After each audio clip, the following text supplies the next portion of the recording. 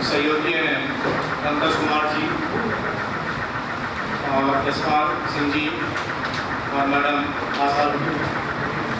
तो हमारे ग्रुप को जो टॉपिक मिला, हमारा जो संबोध था एक समान वृद्धि कि एक समान वृद्धि गति क्या होती है, तो इसके बारे में हमारे ग्रुप के द्वारा जो भी अपेक्षित सीखने के प्रतिफल है, तो हमारा जो पहला टॉपिक था एक समान वृद्धि गति की अवधारणा को स्पष्ट करते हैं।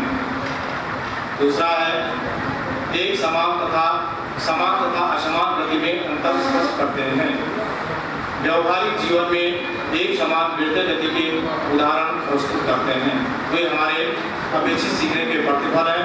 इसके बाद जो पूर्व ज्ञान पर आधारित प्रश्न है, इसमें हम एक सोचते हैं कि बच्चे को ये चीज़ क्लियर होगी तभी वो इस चीज़ को समझ पाएगा, समझा पाएगा।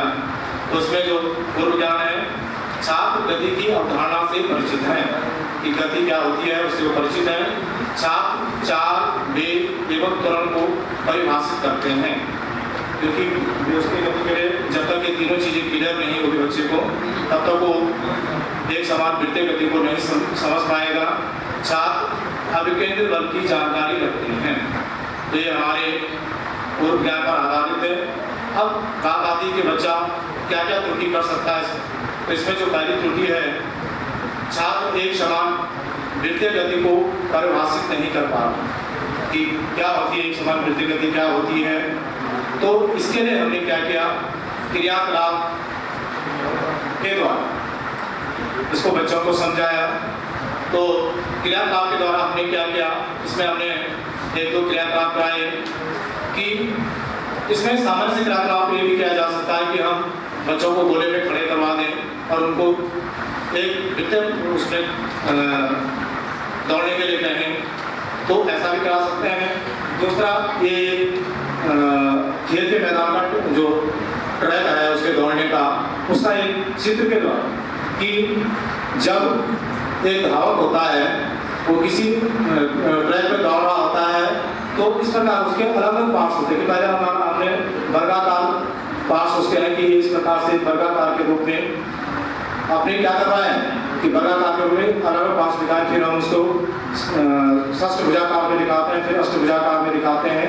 ये सारे पार्ट्स, क्योंकि इसमें क्या हो रहा है कि जब कोई धावक किसी उसके चारों गति कर रहा होता है तो वो अपने क्या कर रहा होता है, दिशा चेंज कर रहा होता है। तो हम इन पार्ट्सों को अगर एक साथ मिला दें तो क्या बन जाता है, एक वृत्त बन जाता है। और जब कोई भी धावक क्या होता है, किसी वृत्त के चारों ओर गति करता है तो लगातार अपनी क्या कर रहा होता है, दिशा को बदल रहा है। तो दिशा जब बदलती है, कोई पिंड है या कोई वस्तु या धावक मान लेते हैं कि वो जब स्थिर चाल से चल रहा होता है तो उसका वेग स्थिर नहीं होता, और जब वेग में परिवर्तन होता है या वेग जब एक निश्चित दिशा में जाता है, गति करता है, तो हम उसको क्या कहते हैं, फिर चाल ही कहते हैं। और जब वेग में चाल स्थिर चाल है, वेग में परिवर्तन हो रहा है, तो हमें क्या हो जाएगा, त्वरण हो जाएगा। और त्वरण के कारण ही क्या होता है, उसकी चाल में क्या हो जाता है, परिवर्तन। तो ये ऐसा जो है हम बना सकते हैं बच्चों को। दूसरा, इसके लिए जो हमने किया, हम कक्षा में सामान्य से बात कर सकते हैं कि पत्थर रहता है, उसमें एक धागा बांध देते हैं। तो जवान जी उसको थोड़ा सा दिखा देंगे कि हम कैसे कर सकते हैं कि हमने ऐसा ही गोला लिया और उसके हमने धागा बनाया और उसको हम बच्चे को देखा, अपने आप नहीं करेंगे, बच्चे को देख के भाई इसको घुमा के देख चले क्या। तो जब बच्चा उसको घुमाता है तो इसमें एक निष्कर्ष निकालता है कि मानो एक ट्रैक पे खड़ा था, एक बिंदु पे खड़ा है और उसकी पूर्व दिशा की ओर उसका चाल होगी, तो जब वो बी बिंदु पे पहुंचेगा तो उस ए बिंदु से बी बिंदु, दो बिंदु के बीच की जो चाल होगी वो समान नहीं होगी। और इस चाल में जो अंतर आता है उसी के कारण क्या होता है, उसमें वेग में भी क्या होगा, परिवर्तन आएगा। और जब वेग में परिवर्तन आएगा तो त्वरित होगी, और त्वरित होने के कारण उसमें क्या होता है, वृत्तीय गति पैदा होगी। तो वैसे तो हम बच्चे को पहले क्लियर क्या करा देंगे कि समान और असमान चाल, वृत्तीय एक समान चाल और समान चाल, उसको पहले समझा देंगे भाई समान चाल कौन होती है और समान चाल कौन होती है। तो इस समान में उसको ये बता सकते हैं भाई जब समान समय में समान समय में समान दूरियां तय की जाती है तो एक समान गति होगी, और जब समान समय में क्या करता है, अलग अलग दूरियां तय करता है, तो क्या होगी, असमान गतियां होंगी। तो लेकिन इसमें क्या हो रहा है कि त्वरण पैदा हो रहा है, तो त्वरण के कारण क्या हो रहा है, चालने पर इस प्रकार की वृत्तीय गति। तो ये हमने उसको एक छोटे से उसके द्वारा हम उसको समझा सकते हैं। पहले तो हमने एक किया कि भाई कैसे हम उसको वृत्तीय गति के बारे में जानकारी दे सकते हैं। दूसरा जो हमारा था, जो मैं बात नहीं कर रहा था कि समान और समान गति में वो अंतर नहीं स्पष्ट कर पाता है, तो इसके लिए हम एक छोटा सा जो कर सकते हैं कि चार्ट के माध्यम से, जैसे ये मैडम ने एक छोटा सामने बनाया कि हम इसमें ब्लैक बोर्ड में चार्ट में क्या विभिन्न प्रकार की गतियां लिख देते हैं और बच्चे को बोलते हैं इसमें छांट रहे कि क्या क्या कौन तुझे समान गति लग रहे हैं, कौन समान गति के उदाहरण लग रहे हैं। तो ऐसा बच्चों को बार बार दिखा करके भी कि प्रत्येक बच्चों को पार्टिसिपेट करके मैं बताएं कौन सी चाल समान और कौन सी चाल असमान। इसके द्वारा हम समान और असमान चाल में भी क्या कर सकते हैं, डिफरेंशिएट कर सकते हैं कि किस प्रकार से ये अलग अलग होती है। तो चर्चा पर चर्चा के द्वारा, प्रश्नोत्तर के द्वारा ये सारी क्रियाएं बच्चों को क्या कर सकते हैं, समझा सकते हैं। अगला जो हमारा त्रुटि वाला प्रश्न है कि दैनिक जीवन में एक समान वृत्तीय गति से संबंधित उदाहरण प्रस्तुत नहीं कर पा कि हमारे दैनिक जीवन में कौन कौन सी ऐसी घटनाएं घट रही है कि जो एक समान वृत्तीय चाल पर निर्भर। तो इसके लिए भी हमने एक चार्ट बनाया है, इसमें शायद दिखा है कुछ ऐसा ही ब्लैक बोर्ड चार्ट के माध्यम से हम क्या कर सकते हैं, इन प्रकार की घटनाओं को बता सकते हैं कि हम कोई सैटेलाइट छोड़ रहे हैं तो सैटेलाइट कैसे काम करता है, तो वो भी क्या कर रहा है, उस एक समान वृत्तीय चाल पर क्या करता है, काम कर रहा होता है। कि उसमें क्या होता है, एक हम उस बीच में उसे बता देंगे कि अभिकेंद्रीय बल भी होता है, क्योंकि किसी चीज को वृत्तीय गति कराने के लिए क्या है, एक बल की आवश्यकता होती है और जिस बल को हम क्या कहते हैं, अभिकेंद्रीय बल कहते हैं। उसी अभिकेंद्रीय बल के कारण क्या हो, हमारे जितने भी सैटेलाइट हैं वो क्या कर रहे हैं, उस चाल पर क्या कर रहे हैं, काम कर रहे हैं। तो ये उदाहरण से दिखा सकते हैं। हमारे इसमें कक्षा कक्ष में पंखा चल रहा होता है या घड़ी होती है, तो घड़ी के द्वारा जो घड़ी की सुइयां हैं उसको भी दिखा सकते हैं कि भाई घड़ी की सुइयां चल रही है। तो ये कैसे चाल, ये समान समय में क्या करे, समान दूरियां तय कर रही है कि 12 बजे के 1 मिनट होगा तो 7 सेकंड में ही करेगी, क्योंकि 61 सेकंड नहीं हो पाएंगे। तो समान समय में क्या कर रही है, तो इस प्रकार हम क्या कर सकते हैं, तो उसको ये सारी चीजें कक्षा कक्ष में समझा सकते हैं विद्यार्थी के बारे में। तो ये तो हमारे संबोध जो ड्यूटी थी उसके बारे में। तो एक क्रियाकलाप मैंने आपको सब बताया कि क्या क्या चीज इसमें है। आकलन की जो रणनीतियां हैं ये हम प्रश्नोत्तर द्वारा कर सकते हैं, गतिविधि करवा सकते हैं, प्रदर्शन करा सकते हैं। ये सारी आकलन की रणनीतियां हम इसमें कर सकते हैं अपने कक्ष में। इसके बाद उसके बाद हमारा मूल्यांकन का कार्य होता है कि हमने सब बच्चे को पढ़ा लिया है तो मूल्यांकन करना भी जरूरी है कि हमने जो बताया वो उसका आउटपुट कुछ हुआ कि नहीं हुआ। तो आउटपुट के लिए हम विभिन्न प्रकार के प्रश्नों, जैसे अभी आया था कि हमें बहु के लिए प्रश्न चाहिए, सत्य पर होना चाहिए या रिक्त स्थान वाला, इस प्रकार के हमारे 4-5 प्रश्न। तो हमारा जो पहला प्रश्न था वो बहुविकल्प प्रश्न है कि निम्न में कौन समान वृत्तीय गति का उदाहरण है। तो उसमें हमने 4 ऑप्शन लिख दिए, कार की गति, घड़ी की सुइयों की गति, छत से गिराए गए पत्थर की गति, इनमें से कोई नहीं। तो बच्चा अगर उसको समझ में आ गया तो आसानी से इसका आंसर दे सकता है कि भाई वो क्या, क्योंकि हमारा प्रश्न पत्र का पैटर्न इसी टाइप का है कि हमारा जो पहला प्रश्न साइंस में आता है वो 6 से बहुविकल्प प्रश्न आते हैं। तो बच्चे को उसका दूसरा प्रश्न हमने कहा कि असमान वृत्तीय गति के, असमान गति के 2 उदाहरण दीजिए। असमान गति किन किन पिंडों में पाई जाती है। तीसरा है पृथ्वी सूर्य के चारों ओर डॉट डॉट गति से चक्कर लगाती है। तो ये रिक्त स्थान से संबंधित है कि हमने लिखा पृथ्वी के सूर्य के चारों ओर गति से चक्कर है। तो भरेगा आप उसका इमेजिन के अंदर उसमें समझ लिया होगा तो उसको ध्यान रहे कि मुझे क्या बोलना है यहाँ पे। अगला है एक समान और असमान वृत्तीय गति में अंतर बताइए। अगला प्रश्न है कि एक समान रेखीय गति और एक समान वृत्तीय गति के बीच प्रमुख भिन्नता क्या होती है।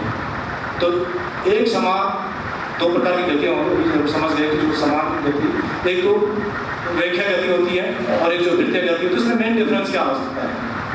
तो ये सब 3-5 प्रकार के प्रश्न हम बच्चों को देंगे।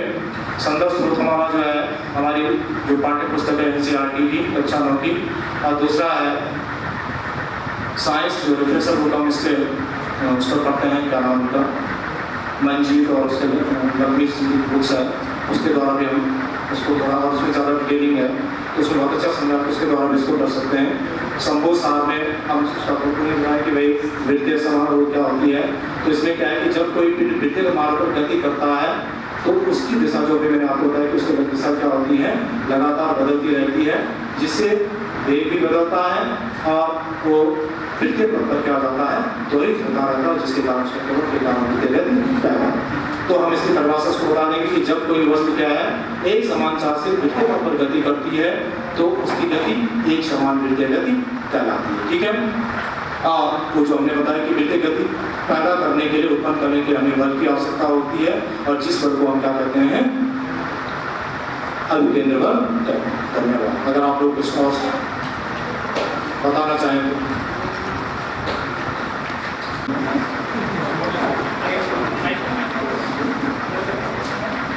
श्री कैलाश सिंह चौहान, श्री मदन मोहन एवं श्रीमती ममता मीणा, चारों के माध्यम से ग्रुप नंबर 2, जिसमें कि हमें इस सष्टम दिवसीय सेवारत शिक्षक प्रशिक्षण में जो वैश्विक प्रारूप हमने तैयार करना था, इसके लिए संबोध चुंबकीय क्षेत्र रेखाएं, चुंबकीय क्षेत्र रेखाएं जो कि बहुत ही सरल और सुलभ टॉपिक है, शायद इसके बारे में कोई नवाचार शायद जो है बहुत ही कम विज्ञ होगा।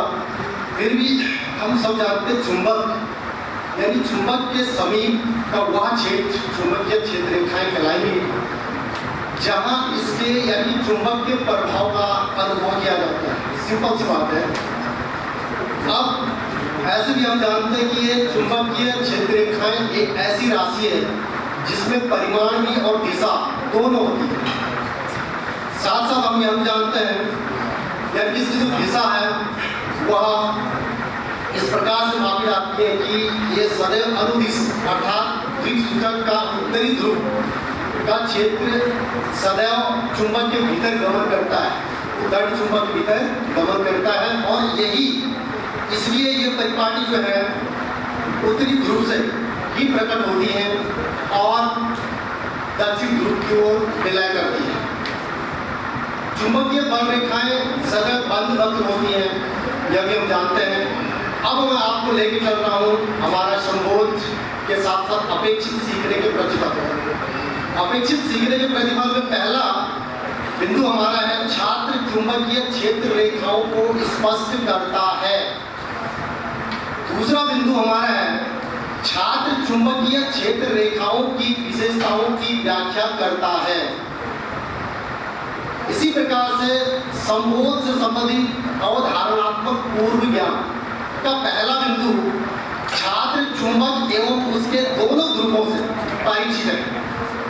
यानी कि दो ध्रुव से तात्पर्य यदि समान आवेश अर्थात ध्रुव आपस में मिलते हैं तो सदैव आकर्षण होता है या प्रतिकर्षण, थोड़ा बताइए आप लोग। यदि समान ध्रुव आपस में मिलते हैं प्रतिकर्षण, ठीक है ना।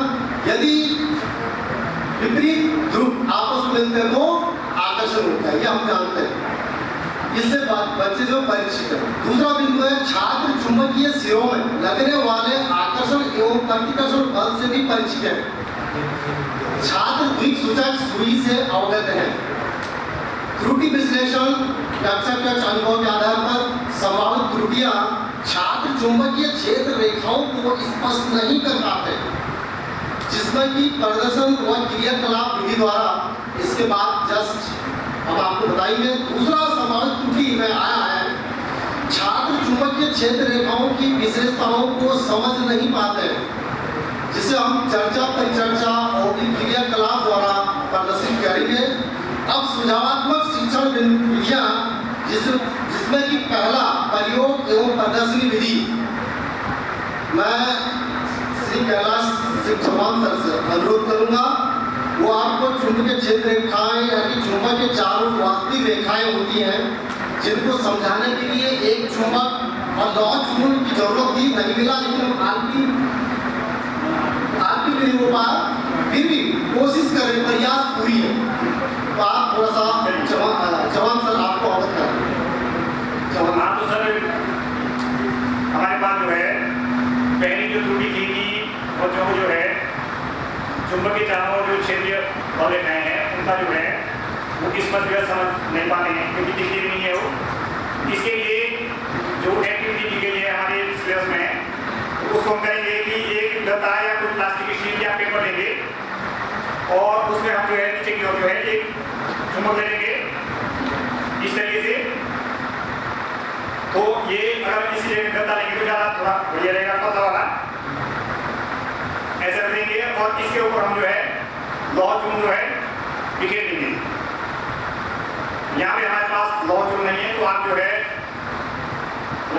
कल्पना या इसके बाद प्रयोग कर सकते हैं, मान लेते हैं दे देना और उसके बाद उसको हल्का सा जो है हिलाएंगे।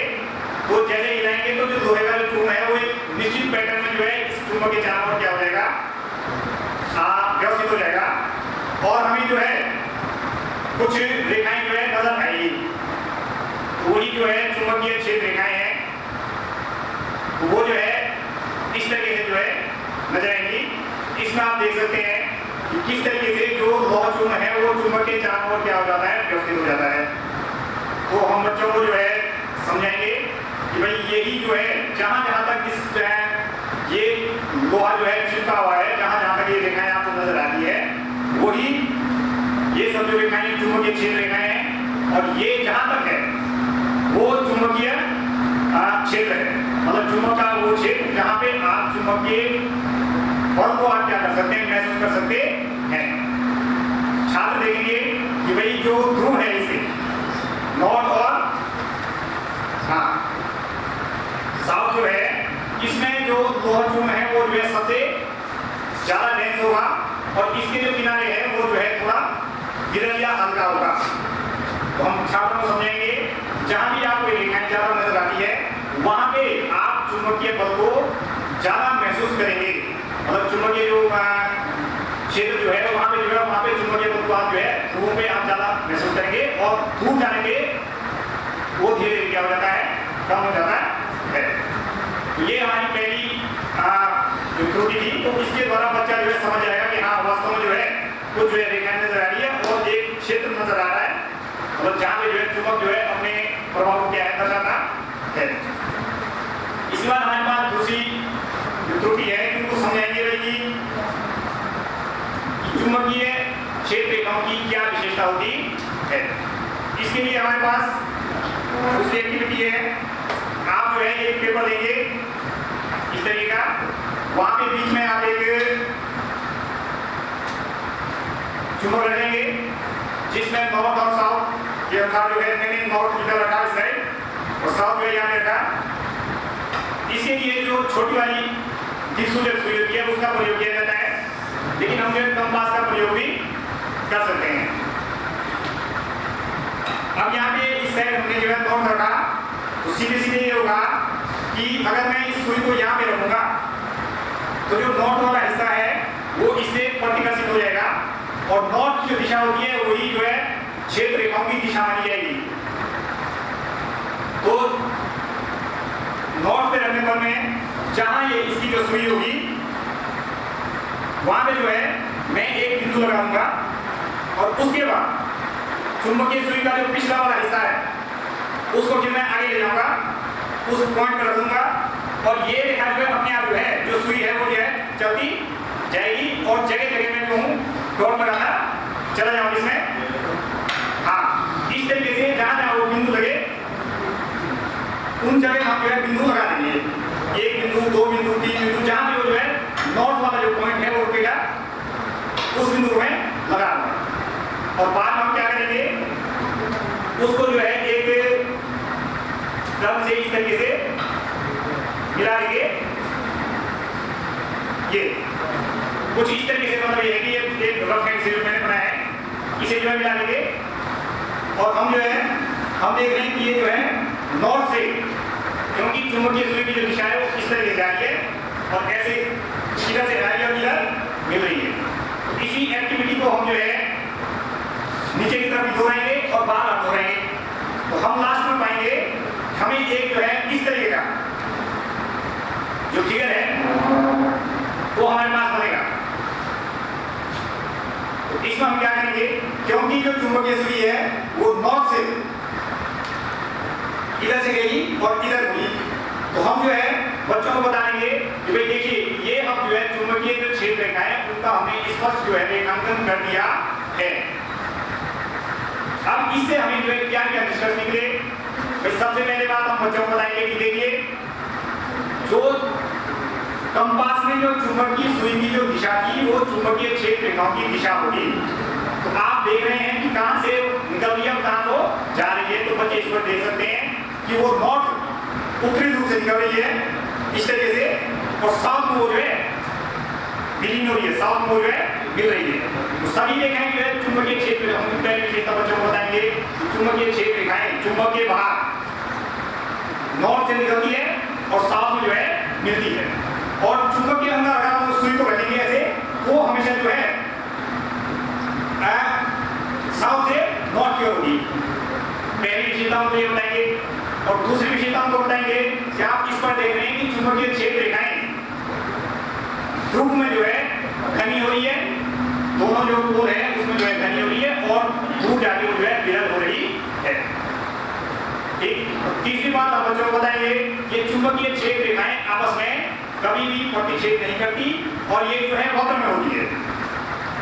तो इस तरीके से छात्र जो है चुंबकीय क्षेत्र रेखाओं की जो मुख्य तीन विशेषताएं हैं उनके बारे में अवगत हो जाएंगे और इस एक्टिविटी के द्वारा जो है बच्चे स्पष्ट रूप से समझ जाएंगे कि हाँ चुंबकीय क्षेत्र रेखाएं होती है और वो उनकी दिशा भी होती है और इसके अलावा वो जो है आपस में नहीं मिलती है और पोल पे वो जो है डेंस होती है और दूरी पे जाकर वो जो है विरल हो जाती है, तो चुंबकीय क्षेत्र को दर्शाती है।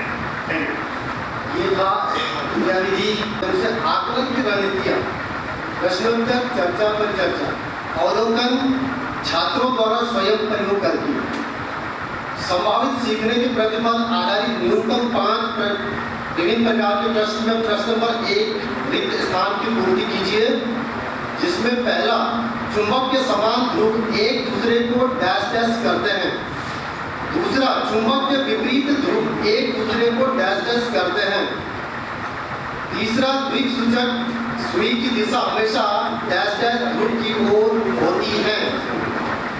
प्रश्न नंबर 2 चुंबकीय क्षेत्र रेखाएं क्या होती हैं और प्रश्न नंबर 3 चुंबकीय क्षेत्र रेखाएं किस ध्रुव से निकलकर किस ध्रुव पर समाहित हो जाती हैं। और प्रश्न नंबर 4 मिलान कीजिए, ए से बी को मैच कर रहा है, एन डैश एन एस ध्रुवों पर क्षेत्र रेखा और चुंबकीय सुई बी पर है उत्तरी ध्रुव, प्रतिकर्षण, आकर्षण और सघन, ये मैचिंग करना है। प्रश्न नंबर 5 चुंबकीय क्षेत्र रेखाओं का नामांकित चित्र प्रदर्शन बनाइए। संदर्भ स्रोत पाठ्य पुस्तक एनसीईआरटी कक्षा 10 की विज्ञान पुस्तक और इंटरनेट यूट्यूब। संबोध सार अब्स्ट्रैक्ट चुंबकीय क्षेत्र रेखाएं चुंबक के चारों ओर हुए रेखाएं होती हैं जो चुंबकीय प्रभाव क्षेत्र को दर्शाती हैं। ये रेखाएं उत्तर ध्रुव से निकलती हैं और दक्षिण ध्रुव पर समाहित होती हैं। चुंबकीय क्षेत्र रेखाएं ध्रुवों पर सघन एवं ध्रुवों से दूर जाने पर विरल हो जाती हैं, जो यह दर्शाती हैं कि ध्रुवों पर चुंबकीय प्रभाव सबसे अधिक होता है और दूर जाने पर चुंबकीय प्रभाव धीरे धीरे कम होता है। Thank you.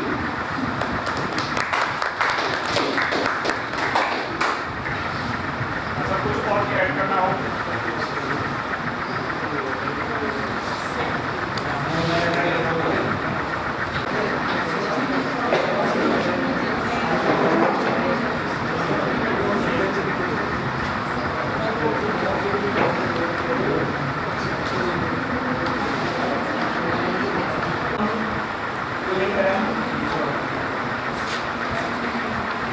समूह में हमारे पास जो कैप्सूल है वह है गतिज ऊर्जा और स्थगित ऊर्जा।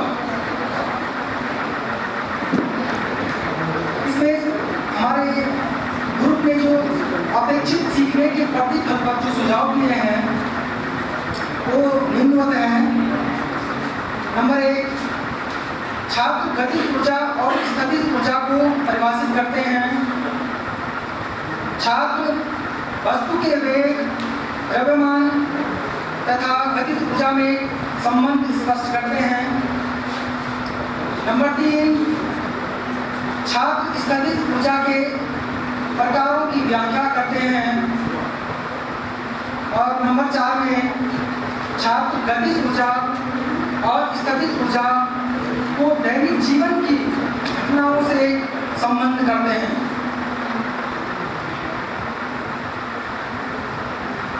उसके बाद हमारे ग्रुप में संभोग से संबंधित अवधारणात्मक पूर्व ज्ञान पर जो सुझाव दिए हैं वे निम्नलिखित हैं। छात्र कार्य की अवधारणा को स्पष्ट करते हैं। नंबर 2, छात्र ऊर्जा व कार्य में संबंध व्यक्त करते हैं। नंबर 3, छात्र ऊर्जा से होने वाले परिवर्तन को स्पष्ट करते हैं। इसके पश्चात नंबर 4 पॉइंट पे त्रुटि विश्लेषण, ये हमारे ग्रुप द्वारा जो संभावित त्रुटियां निकाली गई हैं वो इस प्रकार से हैं। नंबर 1, छात्र गतिज ऊर्जा एवं स्थितिज ऊर्जा को परिभाषित नहीं कर पाते हैं। उनके लिए जो संभावित समाधान वे प्रयोग के द्वारा, प्रदर्शन के द्वारा हमने प्रदर्शित किया है। नंबर 2, छात्र गतिज ऊर्जा का वस्तु के वेग तथा द्रव्यमान में संबंध नहीं कर पाते हैं। इसका जो संभावित समाधान है वो प्रयोग के द्वारा, प्रदर्शन एवं आपसी परिचर्चा के माध्यम से हमने इसका समाधान निकाला है। नंबर 3, स्थितिज ऊर्जा के प्रकार बताने में असमर्थ, जो संभावित त्रुटियां थी। इसका जो तीसरा पॉइंट है, स्थितिज ऊर्जा के प्रकार बताने में छात्र असमर्थ हो रहे थे।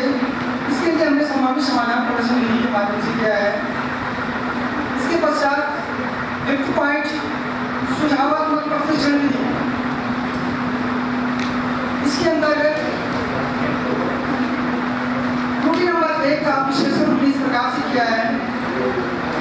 इसका हमने प्रयोग एवं प्रदर्शन विधि एवं चर्चा पर चर्चा के माध्यम से हमने सर्वप्रथम जो एक तत्पश्चात हमने एक गेम से एक गेम को पुश किया, अर्थात उस पर हमने क्या कराई, गति कराई, और गति कराने के फलस्वरूप हमने उस गेम को दूसरी गेम से टकराया। और जब दूसरी गेम से टकराई तो जो दूसरी गेम थी तो दूसरी गेम अपनी अवस्था से, अपनी स्थिति से क्या हो गई, परिवर्तित हो गई, अर्थात वो अपनी दिशा से परिवर्तित हो गई। क्योंकि जो पहली जो गेम थी तो पहली गेम ने जब गति की तो उसमें एक प्रकार की काइनेटिक ऊर्जा या गतिज ऊर्जा उसमें एकत्रित हो गई, और उस ऊर्जा के कारण जो दूसरी गेम थी वो दूसरी गेम जब दूसरी गेम पर टकराई तो उसमें एक बल लगा, और बल के लगने से वो क्या हो गई, विस्थापित हो गई, जिसको मेरे साथी सिंगवाल जी इसको आगे आपके सामने प्रस्तुत करेंगे। हमारे पास जो टॉपिक है गतिज ऊर्जा का है। हमने गतिज ऊर्जा का जो कॉन्सेप्ट है वो बच्चों को समझाना है। गतिज ऊर्जा क्या है, वो हमारा प्रोटीन बिंदु भी है। गतिज ऊर्जा के बारे में छात्र सही ढंग से बता नहीं सकते। कोई भी वस्तु, अभी ये वस्तु स्थिर है, बच्चों को बताएंगे वस्तु क्या है बेटा, ये स्थिर है। अब हम इस वस्तु को गतिमान बनाएंगे, गतिमान बनाएंगे, बच्चों को इसको दिखाएंगे करके बच्चे इसके क्या करेंगे, एक पोस्ट लगाएंगे,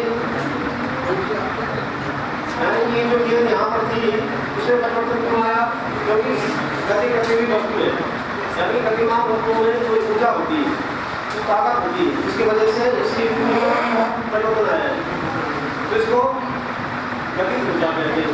यानी कि गतिमान करती हुई प्रत्येक वस्तु में एक ऊर्जा नहीं होती है, इसे गतिज ऊर्जा कहते हैं। जैसे साइकिल, तो उसको एग्जाम्पल देंगे दैनिक जीवन में, उसको जो उदाहरण है उसको बड़ा समझाया जाएगा। चलती हुई साइकिल, उल्टा हुआ पंखा या दौड़ता हुआ वाला, उसमें कुछ ऊर्जा होती है, इसके कारण कुछ कार्य होता है, यानी कि गति करने वाली वस्तु में ऊर्जा होती है, जिसको गतिज ऊर्जा कहते हैं। अब उसका एक पॉइंट है स्थितिज ऊर्जा। स्थितिज ऊर्जा किसे कहते हैं, तो बालक इसके बाद घूस जाता है। उसके लिए क्या होता है, हम एक रबड़ लेते हैं और गणपति का नियम बालक जानते हैं।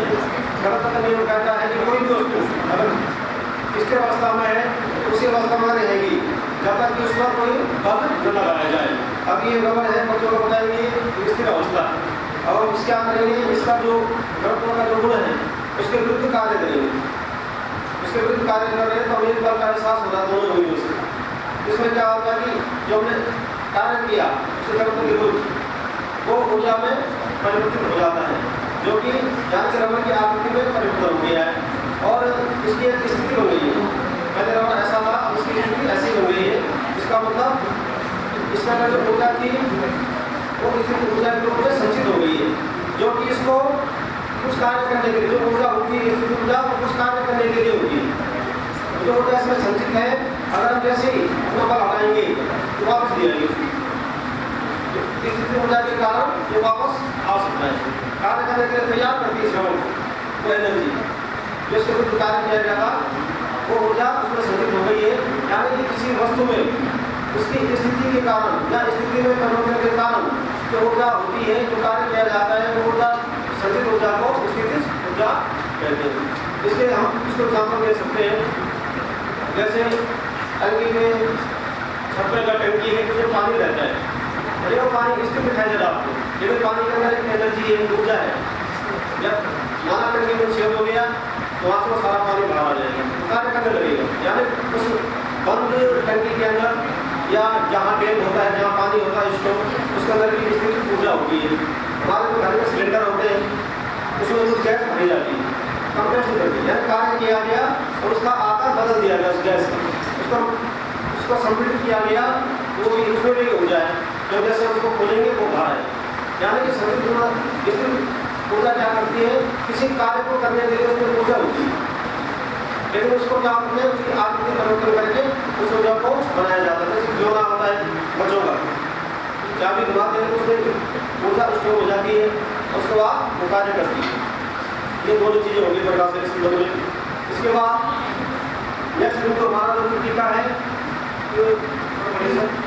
नेक्स्ट जो प्रयोग है हमारा ऊर्जा पर वस्तु के वेग का प्रभाव।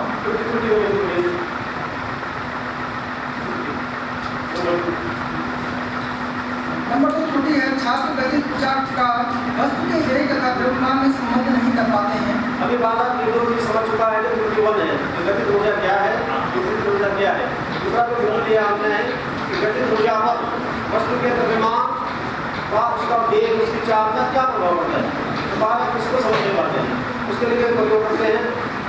सबसे पहले हम अध्ययन करेंगे कि वस्तु की गति वस्तु के वेग का वस्तु की गतिज ऊर्जा पर क्या प्रभाव पड़ता है। इसके लिए हम क्या करेंगे, यही को कह देंगे। लेकिन इस बार अगर हम इसको हल्के वेग से, वेग बच्चे जानते हैं, 4 बच्चे जानते हैं स्पीड, अगर इसको हल्के से करेंगे उसको देख लेंगे इसमें कितनी गतिज ऊर्जा है। फिर उसके बाद क्या करेंगे, इसको स्पीड बढ़ाएंगे स्पीड।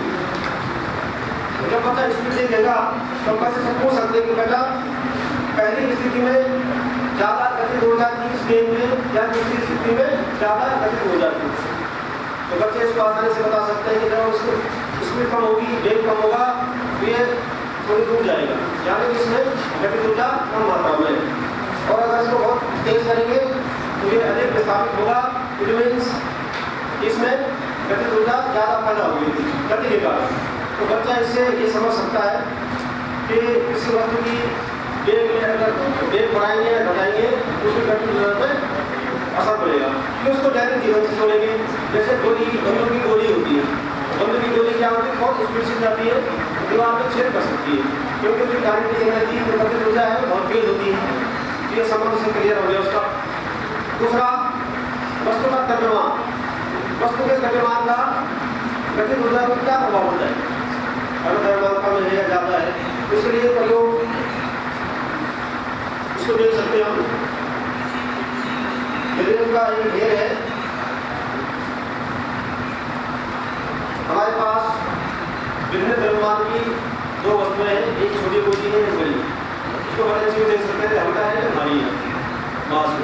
अब हम समान ऊंचाई से गिराएंगे इसको रेत के ऊपर, हमारा ये ऊंचाई है ये गिरा है, इसलिए ये गिरा है, इसको भी देखेंगे समान ऊंचाई से करीब ऐसा कुछ करना लगा इसमें गोली पे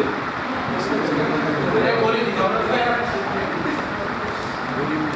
अंदर चली गई। चलो कोई बात नहीं,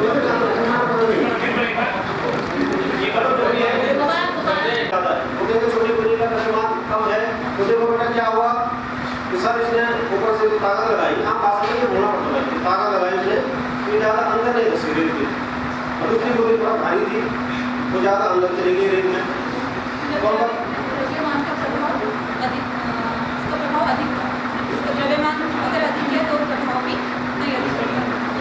यानी कि जो गोलियां नीचे गिर रही हैं गति के कारण, इसमें गति ऊर्जा तो है निश्चित है, जो गति कर रही है ऊपर से नीचे गति कर रहे हैं, गति ऊर्जा है, ज़्यादा ऊर्जा किसकी होगी, जिसका द्रव्यमान ज़्यादा होगा। हम बच्चों को बता सकते हैं कि हमारी जो गति ऊर्जा है वो वस्तु के वेग उसके द्रव्यमान पर निर्भर करती है। ये पॉइंट समझा दिया उसको। नेक्स्ट पॉइंट सर, आकलन की रणनीतियाँ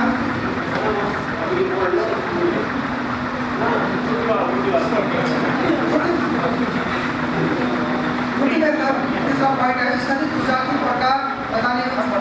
स्थितिज ऊर्जा के प्रकार, अभी हमने पहले इसको बताया केवल गति ऊर्जा और स्थितिज ऊर्जा, लेकिन स्थितिज ऊर्जा के प्रकार अब वो कह रहे हैं इसके भी प्रकार हैं, इसके दो प्रकार होते हैं। एक तो होता है प्रत्यास्थ स्थितिज ऊर्जा इलास्टिक, और बच्चे इलास्टिक घर में देखते हुए इसको खींचते हैं और वापस आ जाता है, जैसे ये रबड़ है इसको हमने खींचा एट इलास्टिक, इसके बारे में इसको बता चुके हैं कि ये वापस आ जाता है। इसको कहते हैं प्रत्यास्थ स्थितिज ऊर्जा, यानी किसी वस्तु की आकृति में परिवर्तन के कारण उसमें जो ऊर्जा संचित होती है उसे प्रत्यास्थ स्थितिज ऊर्जा कहते हैं। अब वाला बोलेगा गुरुजी दूसरा वाला क्या है, दूसरे का नाम है द्वितीय स्थितिज ऊर्जा, इसमें वस्तुएं ऊपर से नीचे की ओर गिरती है, द्वितीय स्थितिज ऊर्जा। इसमें क्या होगा कि माना हमने ये वस्तु यहाँ पर रखी हुई है, जब इसको उठाते हैं, उठाने में क्या होता है गुरुत्वाकर्षण ये कार्य करता है कि प्रत्येक वस्तु को स्थिर रखता है। अगर ये डोरी यहाँ पर है या नीचे मेटल की अपने स्थिर है, गुरुत्व के बल के कारण है, क्योंकि गुरुत्व के बल में नीचे को खींच रहा है। अब हम उसको उठाएंगे ऊपर, अब हम गुरुत्व के बल के विरुद्ध कार्य करते हैं। गुरुत्व के बल के विरुद्ध कार्य करने के कारण क्या होता, इसमें जो ऊर्जा है स्थितिज ऊर्जा के रूप में संचित हो जाती है। जब तक ये हाथ में यह सूत्र दे दीजिए, ये उठाया हमने जब तक हाथ में, अभी इसकी स्थितिज ऊर्जा फुल है, लेकिन जैसे इसको छोड़ेंगे नीचे आ जाएगा। जब यहाँ तक है ये, इस समय इसमें क्या है स्थितिज ऊर्जा है, यानी गुरुत्व बल के विरुद्ध कार्य करने के कारण जो ऊर्जा उस वस्तु में संचित होती है, जिसको उठाया गया है या तल पर स्थित है, उसमें एक जो ऊर्जा स्थित होती है उसे कहते हैं गुरुत्वीय स्थितिज ऊर्जा। बालक इसको समझ आएगा दोनों प्रकारों को, और ये जो अंदर है उसमें अंदर व्यक्त कर सकता है, और फिर उसको दोनों ऊर्जाओं के बारे में दैनिक जीवन से जुड़ेगी। गति ऊर्जा कहाँ पर होती है, ऊर्जा कहाँ पर है, और इससे आगे जो बिंदु है वो दोनों का संयोग और परिवर्तन भी आता है।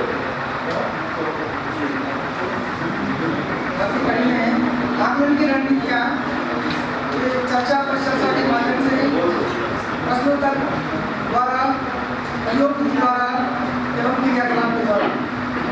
सातवां पॉइंट है संभावित सीखने के प्रतिफल आधारित न्यूनतम विभिन्न 5 प्रश्न हमारे ग्रुप द्वारा सुझाए गए हैं। इसमें प्रथम प्रश्न है निम्न में कौन सी ऊर्जा संचित रहती है, क बहती वायु, ख घूमते हुए पंखे में, ग बांध के जल में, और ख खींचे हुए तीर कमान में। हमने इसमें ऊर्जा का निर्धारण करना है। प्रश्न नंबर 2, गतिज ऊर्जा एवं स्थगित ऊर्जा को परिभाषित कीजिए। प्रश्न नंबर 3, वस्तु का वेग बढ़ने पर वस्तु की गतिज ऊर्जा पर क्या प्रभाव पड़ता है। प्रश्न नंबर 4 में ऑब्जेक्टिव टाइप में होगा, वस्तु की गतिज ऊर्जा किस पर निर्भर करती है, क द्रव्यमान पर, वेग पर, या ग द्रव्यमान और वेग दोनों पर। प्रश्न नंबर 5, दैनिक जीवन में स्थगित ऊर्जा तथा गतिज ऊर्जा से संबंधित उदाहरण दीजिए। इसके पश्चात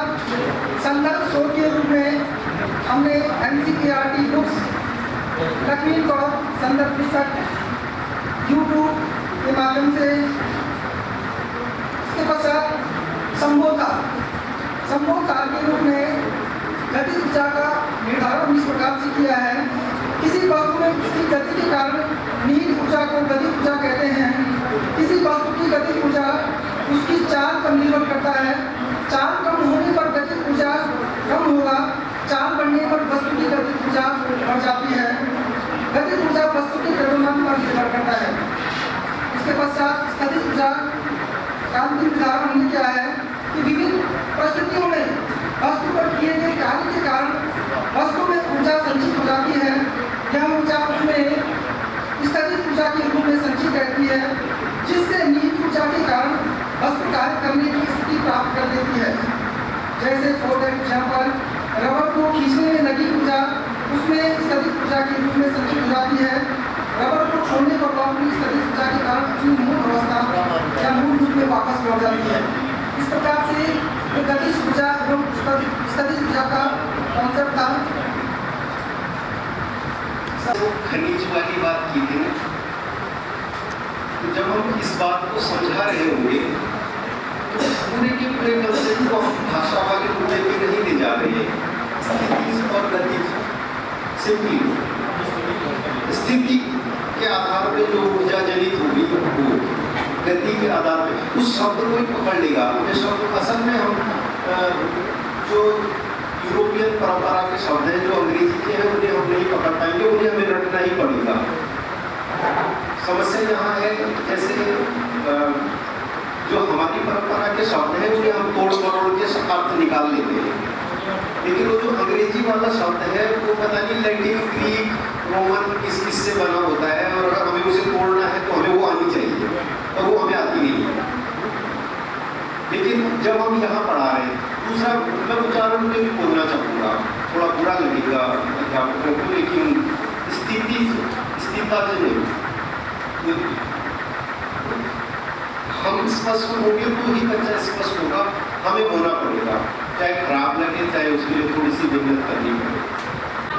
ध्वनि के उत्पन्न होने को समझ सकेंगे। दूसरा है छात्र ध्वनि के संचरण को समझ सकेंगे। और तीसरा है छात्र ध्वनि तरंगों के अभिलक्षणों की व्याख्या कर सकेंगे। और चौथा है छात्र विभिन्न माध्यमों में ध्वनि की चाल को स्पष्ट कर सकेंगे। इसके पश्चात आता है संबोध से संबंधित अवधारणात्मक पूर्व ज्ञान, जो हम उम्मीद करते हैं छात्रों को जो पहले से ही ज्ञान हो इस विषय में। तो वो है छात्र मानव द्वारा उत्पन्न ध्वनि से परिचित है। इसके अलावा छात्र श्रव्य एवं अश्रव्य ध्वनि से परिचित है। और तीसरा है छात्र कंपन के विषय में जानते हैं। फिर आती है बात त्रुटि विश्लेषण की। तो जो हम पाते हैं कि शायद संभावित त्रुटियां जहाँ पर छात्र कर सकते हैं, वो है पहला, छात्र ध्वनि के उत्पादन की व्याख्या नहीं कर पा रहे हैं। तो इसमें संभावित समाधान जो है वो हम छात्रों के प्रयोग प्रदर्शन विधि के माध्यम से उन्हें समझाने का प्रयास करेंगे। सर,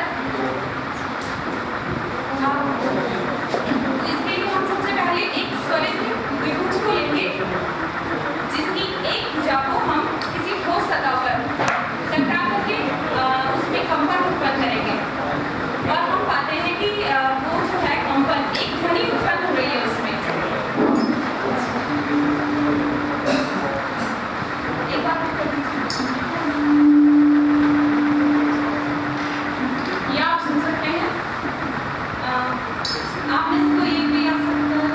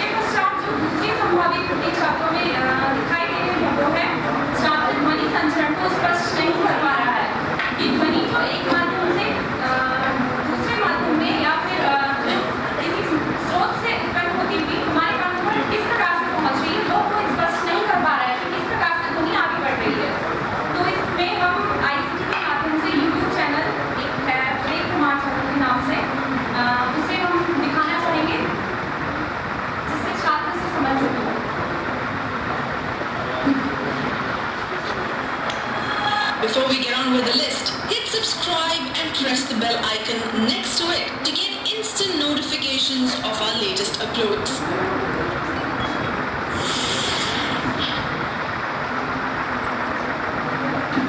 कंपन करती हुई वस्तु द्वारा उत्पन्न ध्वनि जिस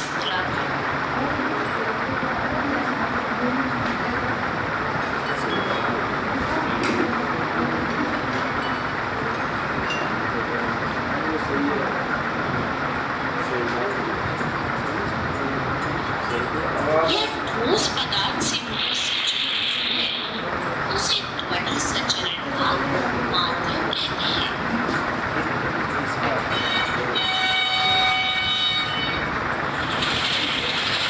सामान्य तौर पर जो हमारे जी है वो वायु यानी गैस से बाहर आती है।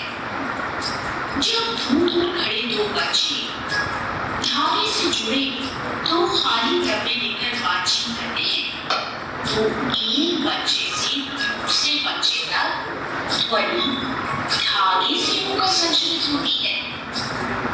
जब कोई वस्तु कंपन करती है तो ये अपने चारों ओर विद्यमान माध्यम के कणों को कंपमान कर देती है। ये माध्यम के कण कंपमान वस्तु से हमारे कानों तक स्वयं गति करके नहीं पहुंचते। सबसे पहले कंपमान वस्तु के संपर्क में रहने वाले माध्यम के कण अपनी संतुलित अवस्था से विस्थापित होते हैं।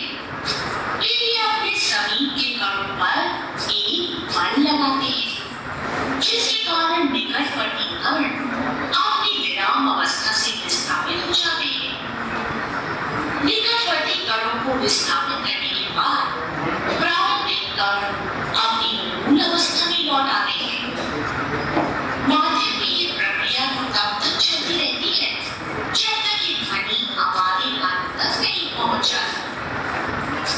इस प्रकार माध्यम में ध्वनि द्वारा उत्पन्न विक्षोभ यानी कणों की हलचल यानी डिस्टर्बेंस माध्यम से होता हुआ संचरित होता है यानी विक्षोभ आगे बढ़ता है माध्यम के कारण नहीं।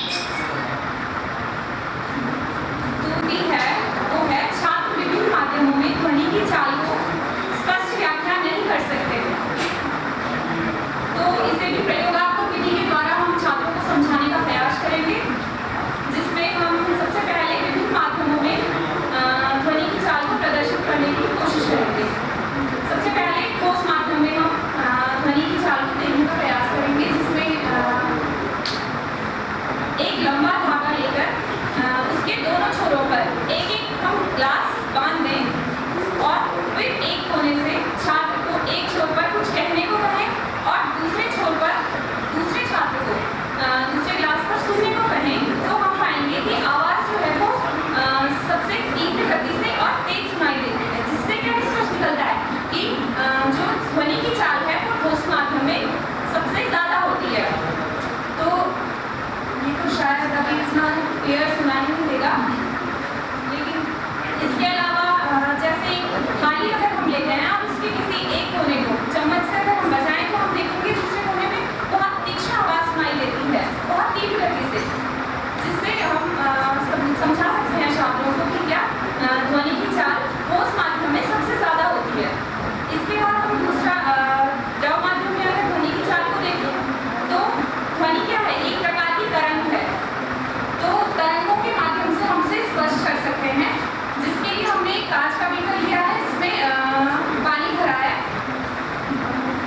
इसमें एक स्वरित जो द्विभुज है कंपन करते हुए इसके एक सिरे को इसमें हम डिप करेंगे जिससे उसकी लहरें जो है यानी उसकी तरंगें बनती हुई दिखाई देंगी क्योंकि ध्वनि भी एक प्रकार की तरंग है तो शायद साउंड को उतना नहीं पाएगा उसमें भी लेकिन हम स्पष्ट कर सकते हैं कि ध्वनि की जो चाल है वो ठोसों की तुलना में कम किंतु गैसों की तुलना में द्रव में ज़्यादा होती है।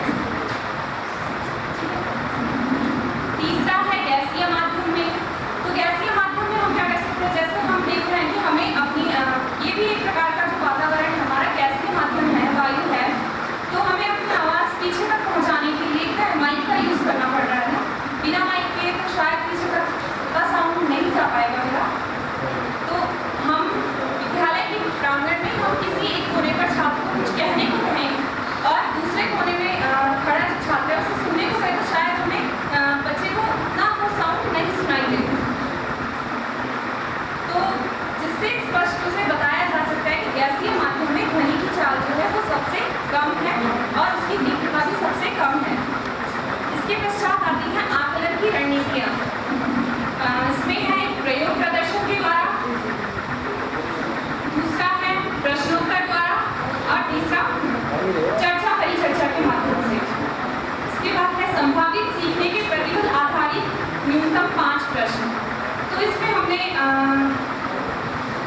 ऑब्जेक्टिव टाइप क्वेश्चन को भी शामिल किया है और इसके साथ ही रिक्त स्थान और अन्य प्रश्नों को भी इसमें शामिल किया है। तो ये प्रश्न है कि कौन सी वस्तु ध्वनि उत्पन्न नहीं कर सकती है, और इसके जो ऑप्शन है वो है स्टील की कटोरी, दूसरा है लोहे की छड़, तीसरा है लकड़ी का हुक्का और लास्ट है कपड़ा।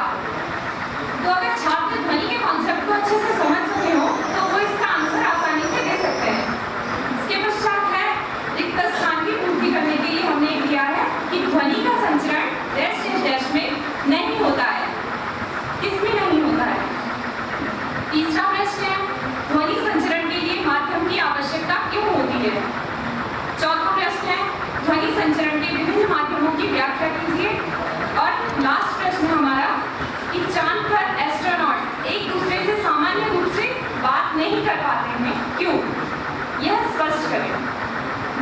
और इसके बाद संदर्भ स्रोत के रूप में जो हमने बुक्स ली हैं वो है एक तो क्लास 9 की NCERT की पाठ्य पुस्तक, दूसरा हमने YouTube की सहायता ली है, विवेक कुमार चैनल है, तो उससे हमने जानकारी लेने की कोशिश की और इसके अलावा ई-पाठशाला का भी प्रयोग किया है। लास्ट में है संबोध सार। तो इसमें जो सार है वो यही दिखता है कि कंपमान वस्तुएं ही ध्वनि उत्पन्न करती हैं। दूसरा है ध्वनि संचरण हेतु माध्यम की आवश्यकता होती है और ये माध्यम ठोस, द्रव या गैस, इनमें से कोई भी हो सकता है। तीसरा है कि ध्वनि की चाल ठोसों में सबसे अधिक, द्रवों में मध्यम और गैस में सबसे कम होती है। अगर किसी को फीडबैक देना हो, अगर हम इसमें कुछ सुधार कर सकते हैं तो आप लोग बता सकते हैं। 4 पॉइंट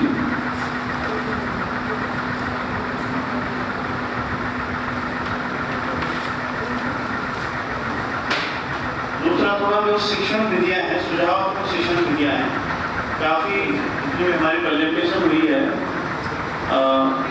ग्रुप से शिक्षण विधियों का नाम लिखा गया है कि इसमें प्रयोग प्रदर्शन विधि है या स्वयं करके विधि है, तो उसका भी जरूर स्किल करें। अगर नहीं लिखा हुआ है तो आप लिखिए, केवल विजुअलाइज नहीं हो पाएगा। ये हमारी एक प्रकार से वो शिक्षण प्रक्रिया हो जाएगी। हम बच्चों को ऐसे समझा रहे होंगे, ऐसी गतिविधि कर रहे होंगे। गतिविधि शिक्षण अधिगम का एक पार्ट होता है। कोई गतिविधि स्वयं में शिक्षण विधि नहीं होती है। तो जैसे ग्रुप 1 का मैं देख रहा हूँ शिक्षण विधियों में ABCD करके काफ़ी इसमें जो एक एक्टिविटी यहाँ पे इन्होंने की थी, YouTube का प्रयोग करके वीडियो दिखाया, काफ़ी अच्छा। मेरे साथ है सुमलता मैम और उमेश सर। हमारे ग्रुप को जो समूह दिया गया था वो है प्रतिरोधकता प्रतिरोधों का संयोजन।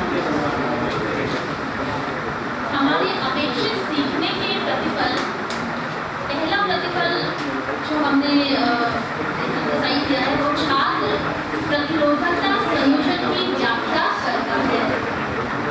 दूसरा है छात्र पार्श्वक्रम तथा श्रेणीक्रम संयोजन में अंतर स्पष्ट करता है। तीसरा है छात्र पार्श्वक्रम तथा श्रेणीक्रम संयोजन पर आधारित सवालों को हल करता है। इसमें जो इस संबोध से संबंधित छात्रों को जो पूर्व ज्ञान है वो हो सकता है पहला छात्र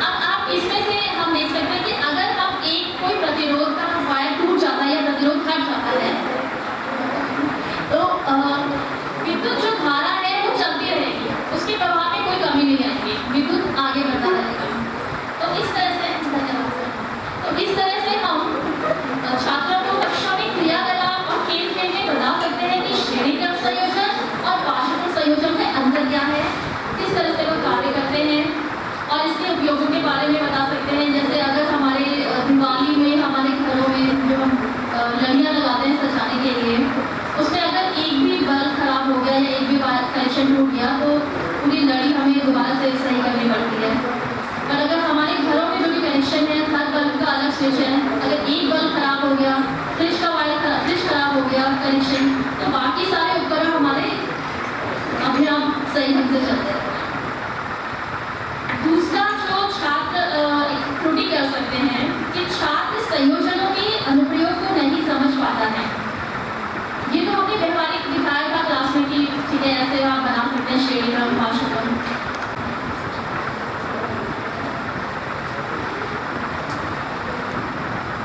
और श्रेणी क्रम संयोजन, अगर हम उसको एक सरल परिवर्तन में दिखाने की कोशिश करें तो ये बल्बों का एक श्रेणी क्रम और पार्श्वक्रम संयोजन दिखाया गया है।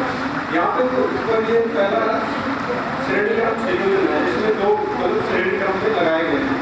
इनको अगर हम बैटरी से जोड़े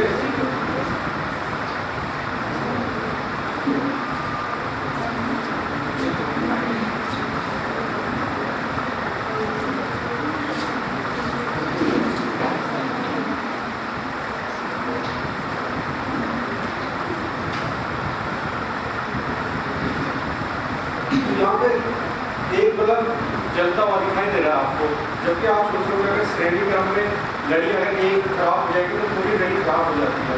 तो यहाँ पे जो ये हमारी बैटरी है 4 वोल्ट की है, तो श्रेणी क्रम में सबसे बड़ी प्रॉब्लम होती है कि वोल्ट का पूरी नहीं मिल पाती है सारी सीरीज में। तो यहाँ पे 4 वोल्ट की है तो इसमें एक ही बल्ब जल रहा है, और दूसरा आपको एक बल्ब खराब हो जाए तो पूरी क्या हो जाती है, वो सीरीज ही खराब हो जाती है। यहाँ पे कारण वोल्ट का आता है। दूसरा जो ये कनेक्शन है वो समांतर श्रेणी का, यहाँ पे 2 बल्ब समांतर श्रेणी में दिखाए गए हैं।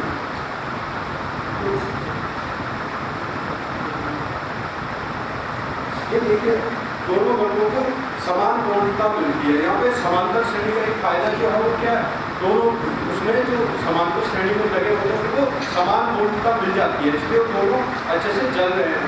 और यहाँ पे एक एडवांटेज अगर हम इसका देखें श्रेणी क्रम का, तो यहाँ पे प्रतिरोध क्या होता है, प्रतिरोध योग होता है, दोनों में प्रतिरोध ज़्यादा होता है। तो प्रतिरोध ज़्यादा होगा तो विद्युत की सप्लाई कम होगी और हमें करंट से बच जाएंगे श्रेणी क्रम वाले में, जबकि समांतर क्रम वाले में हम करंट लगने के ज़्यादा चांसेस होते हैं, क्योंकि उसमें प्रतिरोध कम होता है, सप्लाई ज़्यादा होती है। धन्यवाद अवस्थी सर। जैसा कि सर ने आपको बताया वो कम फ्लो होती है, मतलब छोटे छोटे उपकरणों को, जैसे अभी बताया आपको दिवाली के बल्ब जलाने में हम इसको यूज़ करते हैं। और जो पार्श्वक्रम है इसमें हम जिसमें हमें ज़्यादा वोल्टेज की ज़रूरत है, बड़े बड़े रेफ्रिजरेटर का पावर प्लग हो गया या हमारे नॉर्मल घरों में लगने वाले बल्ब, उसमें हम इसका उपयोग करते हैं। तीसरा जो त्रुटि छात्र करते हैं उसमें है छात्र पार्श्वक्रम तथा श्रेणीक्रम संयोजन के प्रश्नों को हल करने में त्रुटि करता है।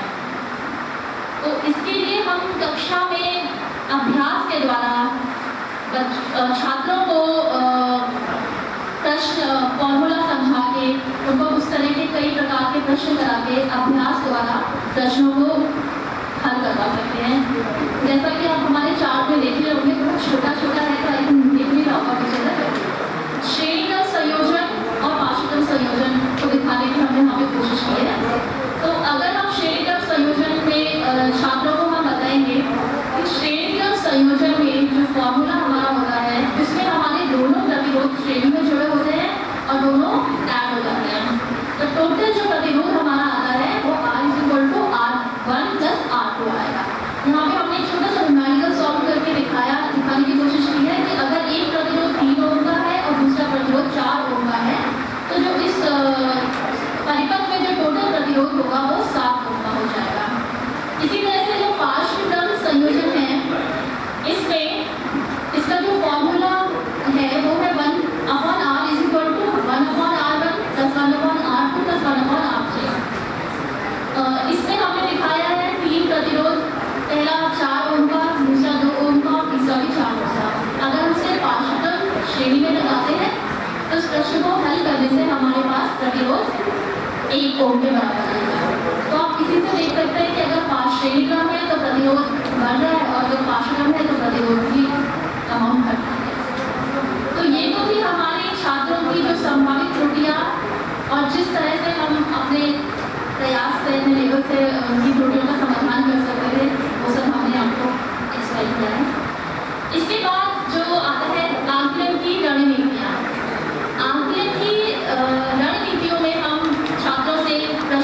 पूछ सकते हैं, कक्षा में परिचर्चा कर सकते हैं, अभ्यास प्रश्न दे सकते हैं, गृह कार्य देकर कुछ और प्रश्न इस तरह से संबंधित कुछ और प्रश्न देकर उनसे सॉल्व करवा सकते हैं।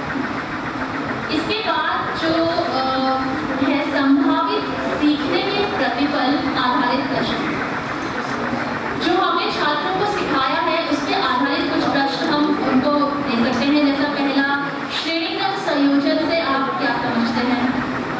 दूसरा, परिपथ आरेख द्वारा पार्श्वक्रम व श्रेणीक्रम में अंतर स्पष्ट कीजिए। तीसरा, घरेलू विद्युत परिपथों में ये रिक्त स्थान का प्रश्न है, घरेलू विद्युत परिपथों में डैश डैश का उपयोग किया जाता है। और चौथा जो प्रश्न है सवाल संबंध है, प्रत्येक 16 ओम के 4 प्रतिरोधों को पार्श्वक्रम में संयोजित किया जाता है और 4 ऐसे संयोजनों को श्रेणी क्रम में संयोजित किया जाता है। कुल प्रतिरोध क्या है? इसके लिए जो हमने संदर्भ स्रोत दिए थे वो है कक्षा 10 की NCERT की पाठ्य पुस्तक। दूसरा, जो हम एक सहायक पुस्तक यूज करते हैं S चांद and company limited, Manjeet Kaur और लक्ष्मी कौर की। और तीसरा, हमने YouTube चैनल के माध्यम से खान अकेडमी, वहाँ से हमने कुछ मटेरियल दिया है। इसके बाद है संबोध सार। संबोध सार में हम ये समराइज कर सकते हैं कि प्रतिरोधों को 2 तरीकों से संयोजित किया जा सकता है। पहला श्रेणीक्रम, दूसरा पार्श्वक्रम। श्रेणीक्रम जब 2 या अधिक प्रतिरोधों को क्रमशः छोर से छोर संयोजित किया जाता है। पार्श्वक्रम जब 2 या अधिक प्रतिरोधों को 2 बिंदुओं के बीच संयोजित किया जाता है। उसके बाद हम फॉर्मूला बना सकते हैं। श्रेणीक्रम में संयुक्त प्रतिरोध होता है R=R1 + R2 और पार्श्वक्रम में संयुक्त प्रतिरोध होता है R1/R1 1/R1 + 1/R2। धन्यवाद।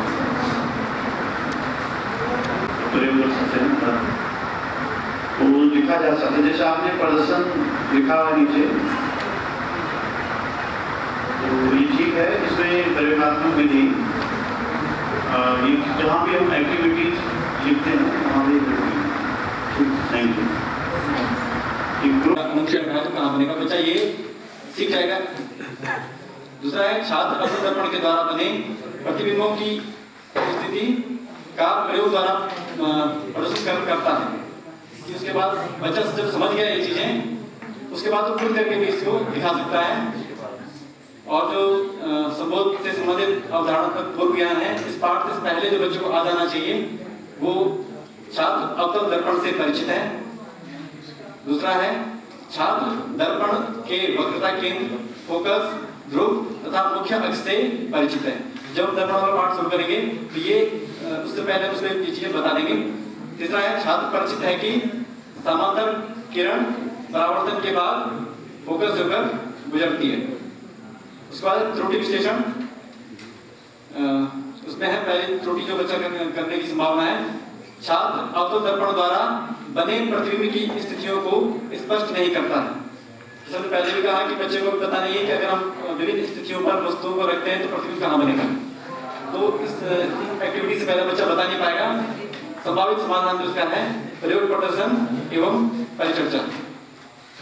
दूसरा है छात्र अवतल दर्पण से बने प्रतिबिंब की स्थिति का दैनिक जीवन में प्रयोग की व्याख्या नहीं कर पाता है। तो इसको हम गतिविधि के द्वारा करेंगे। जो पहली हमारी संभावित त्रुटि है उसके लिए छात्र अवतल दर्पण द्वारा बने प्रतिबिंब की स्थितियों को स्पष्ट नहीं करता है। इसके प्रयोग प्रदर्शन करेंगे हम लोग। तो मेरे तो साथी प्रयोग कर रहे हैं।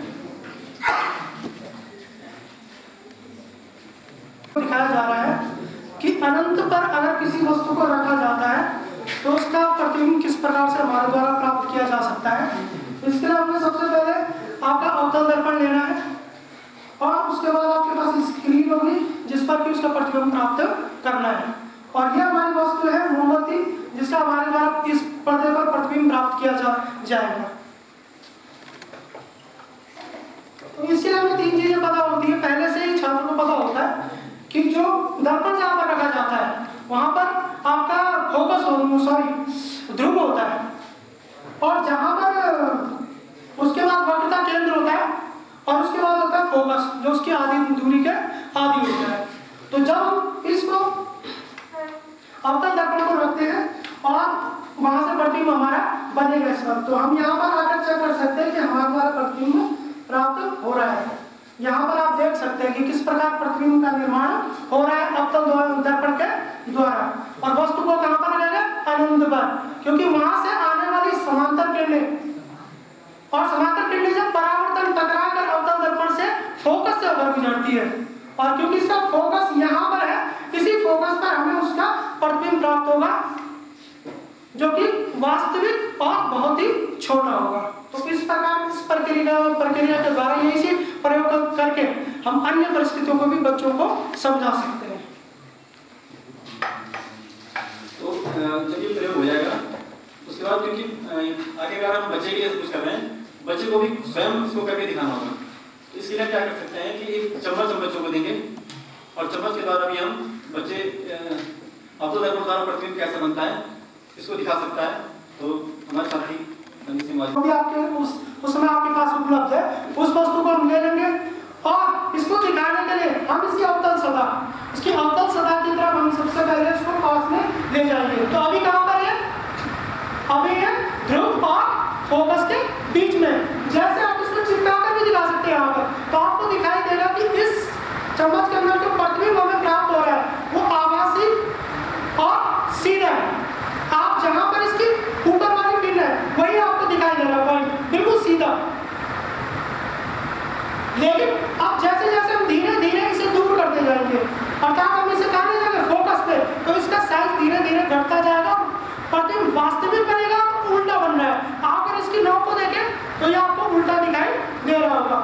और इसके बाद धीरे धीरे हम इसकी दूरी, अगर हम इसे वक्रता केंद्र पर ले जाते हैं तो बराबर बनेगा और सीधा प्रतिबिंब आपको दिखाई देगा वास्तविक। उसके बाद जैसे और आगे ले जाते हैं तो धीरे धीरे उसको क्या बढ़ने लग जाता है? साइज बढ़ने लग जाता है, अर्थात वो बड़े रूप में दिखाई देता है। तो इस प्रकार इस गतिविधि द्वारा हम प्रत्येक बच्चे के पास देकर भी इसे कर सकते हैं इस गतिविधि को। वैसे हमने जो पहला वाला प्रयोग किया था उसके लिए हमने गेयर स्टैंड लिया था, तो आप कबाड़ से जुगाड़ करके भी बैटरी उपकरण करवा सकते हैं। ज़्यादा किसी चीज़ हमने जो ख्याल रखते हैं हमने रेत भरी, पेंसिल के द्वारा स्टैंड बना दिया, मोमबत्ती तो सबको उपलब्ध हो जाएगी और शायद मतलब दर्पण भी उपलब्ध हो जाएगा। इसके बाद हमारा आकलन की रणनीतियाँ हैं। आकलन की रणनीति में हमारा क्रिया क्लास, चर्चा पर चर्चा और प्रश्नोत्तर। उसके बाद संभावित सीखने के प्रश्नों पर आधारित जो 5 प्रश्न बनते हैं, उसमें हमने पहला प्रश्न लिया है अवतल दर्पण सामान्यतः किस प्रकृति का प्रतिबिंब बनाता है? आपने चम्मच वाला देखा होगा, तो बच्चा चम्मच देखेगा और फिर समझ जाएगा कि जो अक्सर जो प्रतिबिंब बनते हैं वो उल्टे बनते हैं और वास्तविक बनते हैं।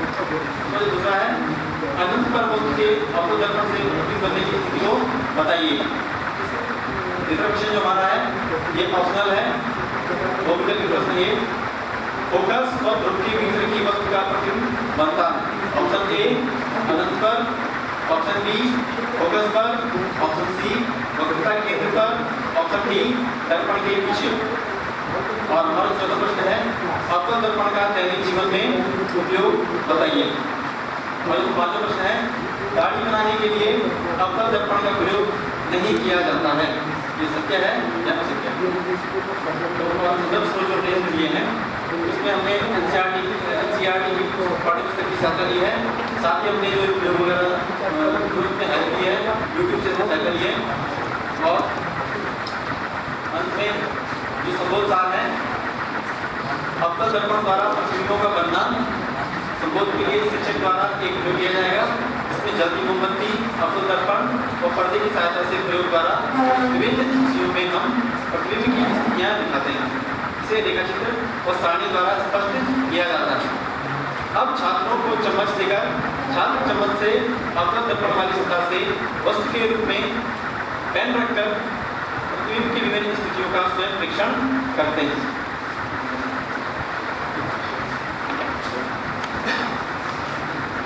टूर्नामेंट की बात है।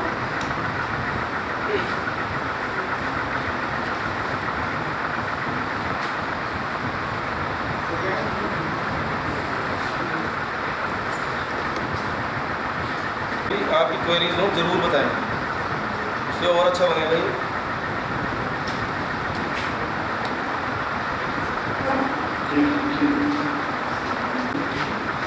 मेंबर्स ऑफ फाउंडेशन हम वेलकम करता ध्वनि सामने कर जाएंगे।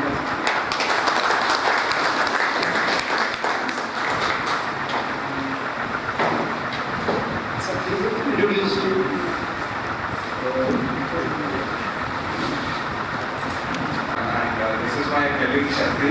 So we have come from Pondicherry. We have just come to visit the faculty. So he has invited us to come and sit in the program. So we have just come. Actually Hindi हमारा थोड़ा टूटा फूटा तो इसलिए हिंदी में बात नहीं कर रहे हैं, तो उसके लिए क्षमा चाहता हूँ।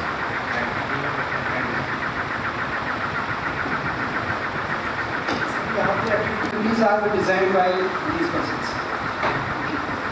तो जो आपकी एक्टिविटी चल रही है तो उसमें हम ये चाह रहे हैं कि भाई बहुत ज़्यादा संसाधनों को लेकर के तो बहुत सारी एक्टिविटीज हम कर सकते हैं, लेकिन कोई कम संसाधन में कोई बढ़िया एक्टिविटी कर ले जाएं तो ये बढ़िया चीज़ है। मैंने आपसे ये कहा था कि अगर आपको कोई एक्टिविटी कहीं नहीं मिलती है, अरविंद गुप्ता एक राइटर हैं, मैंने कहा IIT के इलेक्ट्रॉनिक प्रोफेसर हैं, और उन्होंने खेलों को लेकर के बाकी चीज़ों को लेकर बहुत सारा काम किया। आप अपने गूगल में जैसे ही आप अरविंद गुप्ता को लिखते हैं बहुत सारी चीज़ आपके पास आ जाएगी। उसके बाद अगर आप जिस टॉपिक पे अगर उसको चाहते हैं, आप जिसको कोई अगर उन्होंने काम किया तो उसको हम देख सकते हैं, तो प्लीज़ उसको देखिए आप वहाँ से, आपको बहुत हेल्प मिलेगी वहाँ से।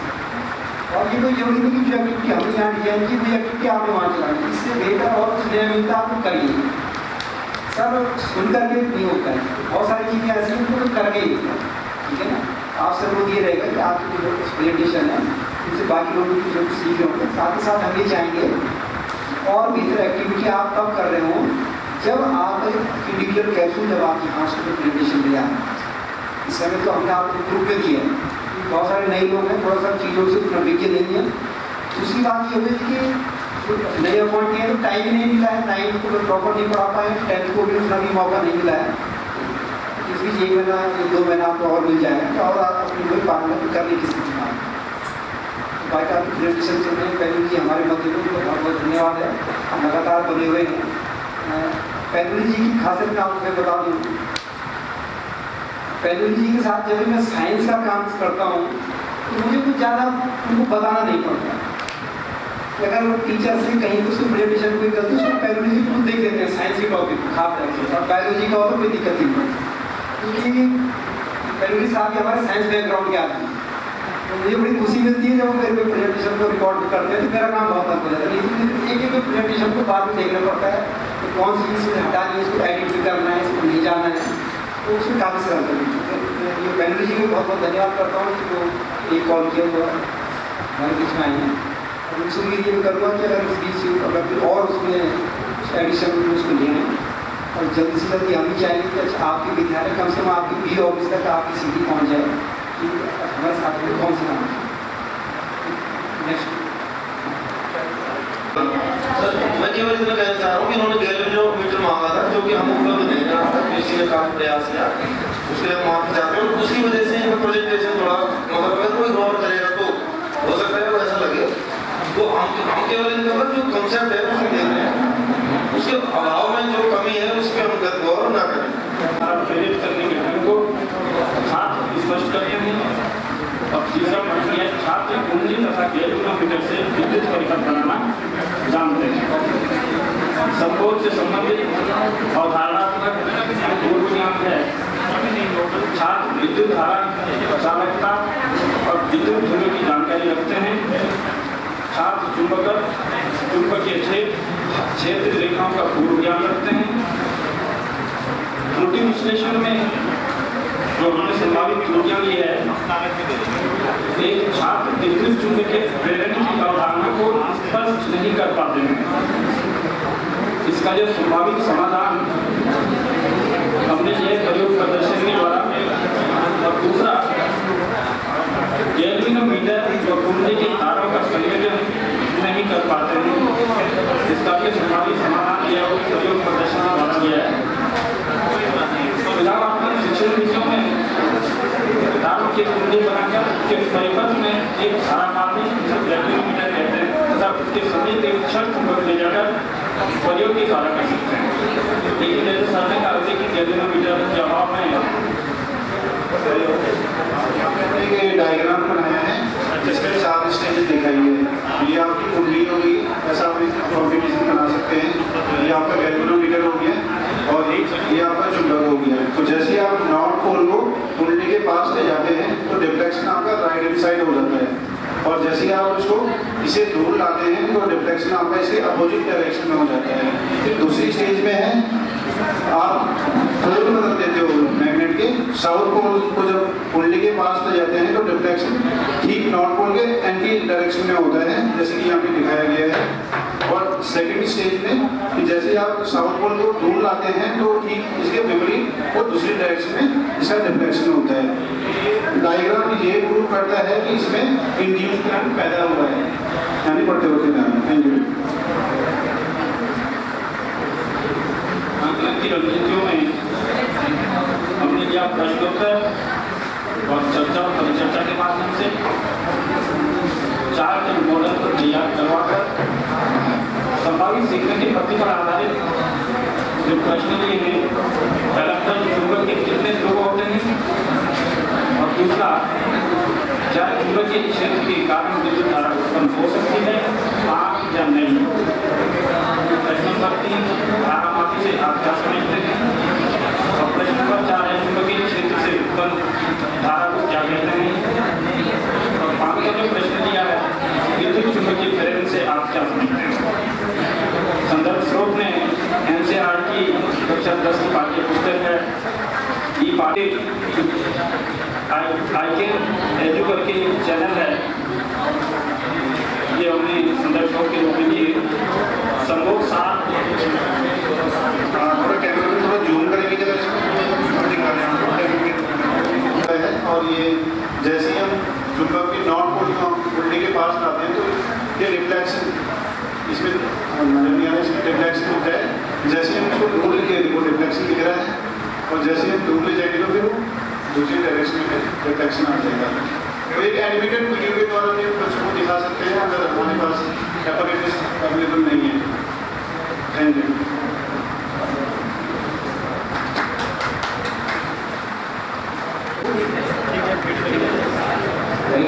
थोड़ा सा बिजी भी हो जाते हैं और फिर भी हिम्मत नहीं आ रही कि वहाँ पर ऑपरेटर से नहीं था तो चाहे मोबाइल से दिखाया। लास्ट में दिख भी रहा था और वर्किंग मोबाइल के थ्रू वर्किंग तो था ही, और ये अपने यहाँ में बहुत अच्छी बात है। मुझे लग रहा है कि जो सब जुनून रहेगा तो कुछ क्लासेस में तो हो गई। देश को यहाँ पर आपके जो टॉपिक होंगे हो सकता है मैच करें, तो आप लोग क्या करेंगे प्रत्येक ग्रुप वाले इस पर कागज पे उसमें नोट कर देंगे ग्रुप नंबर और टॉपिक थोड़ा आप उसको जैसे सर ने बताया डिवीजन करेंगे। जैसे कोई अगर अवतल लेंस ले रहे होंगे तो दूसरे उत्तर ले लेंगे। और यहाँ तक कि जैसे प्रतिरोधों का संयोजन है तो कोई समांतर करोगे या